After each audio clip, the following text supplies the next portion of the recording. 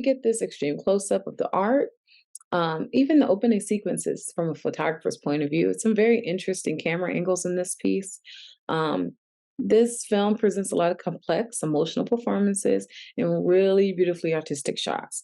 One that comes to mind was the silhouette shot of her with the sunlight in the background during the dream sequence. It was really, really beautifully done, and there were several shots in this film that I just thought, oh, this whoever's shooting this is a really interesting artistic eye. Really great sense of mood, a very sinister sort of undercurrent, and I thought it had a very deliberate sense of pacing that I thought made it an interesting sort of examination of the central characters' romantic relationships, the past, the present. There was a lot of a feeling of the bending of reality that I thought was reflective of sort of the emotional stakes of the piece. And I thought there was just a very interesting blend between a very grounded and naturalistic construct around the characters and a relatable idea about running into your exes and cheating and past relationships and a much more sinister, I thought, kind of ethereal, spiritual construct around the mood, at least towards the end. I thought there were a lot of really great shots. Obviously, the closing shot with her seeming to about to jump.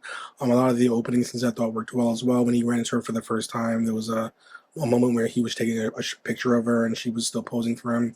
And I thought worked really well in reflecting the past dynamic that they had that the audience hadn't seen yet. And I thought the piece had a sort of a very meditative idea about relationships that I thought worked well. And the lead actors were all very committed to the piece, and I thought they had a very natural dynamic. Really about these bonds that we make in life and the toxicity that they can bring alongside this seductive passion. The way that our protagonist is really just mesmerized by this woman who he had previously kind of gotten over, and how quickly he's kind of rehypnotized by her and her presence in his life is a real statement on the complications of love, uh, where it parallels into lust and where the two kind of end and meet, where obsession and reality start to blur things. Um, my favorite part is her telling the story of Gradiva and just the obvious thematic parallels that it has to the very story that's going on in their own real time. I think the sound is the strongest element in this film, be it the whispering or heavy breathing, the stroke of a brush, the sounds of the camera shutters alongside the eerie background music. My senses were very strong when listening to the noises. I believe this film has this sort of sexually disturbing quality to it. Between the MC and the many women in his life, especially around this Zoe person, there's a lot of lustful desire that makes him borderline obsessive. I think we're taken to many different scene locations following alongside this Han character to get a feel for the universe, but also for what their personalities are like. I think the movie really tries to develop his character in relation to this Zoe character. I think what we can also take is her desire is our desire for excitement and mystery, maybe even a sort of toxicity in our lives.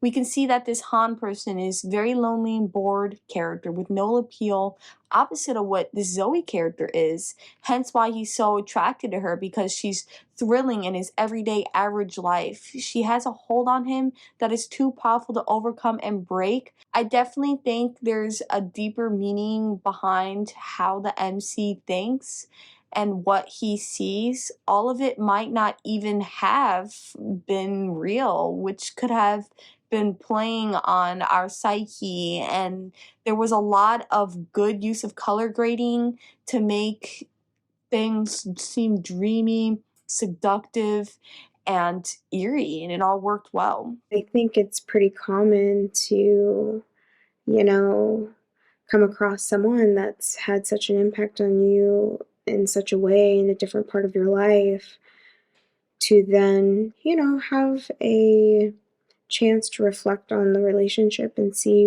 what can continue, what you bring with you, and what you can't get over sometimes. But as life puts it, life happens, people change, people grow, people get into new relationships. And they will be fought against all odds. It is known for true love to prevail, after all. I liked the different camera angles, especially in the beginning and the lighting. Love the opening close-ups as well. I love the color, the cinematography, the lighting. It just had me curious right off the bat. The close-ups of the paintings were just really cool. I was thinking at first, is that blood? It just had this really, mesmerizing sort of feel to it right from the get-go. And it was so suspenseful. Like, what is happening here? The trickles, the following of the trickles on the canvas, just really cool camera work there. Also, I really liked the lighting with him when he's in bed, just the camera angle with him over top, with him laying in the bed and the camera's over top of the bed. The lighting and everything was great there. Great music and sound throughout, just really suspenseful feel to it. It was a little disturbing, the relationship between the mother and son, but it was handled very well. I didn't find it over the top. Very creative and interesting, and really nice acting throughout. And really nice music at the end, especially. I liked the end. And, there was another close-up I liked, the shower head. Just a lot of playful close-up shots with the camera work. Playful meaning, playing around with those close-ups.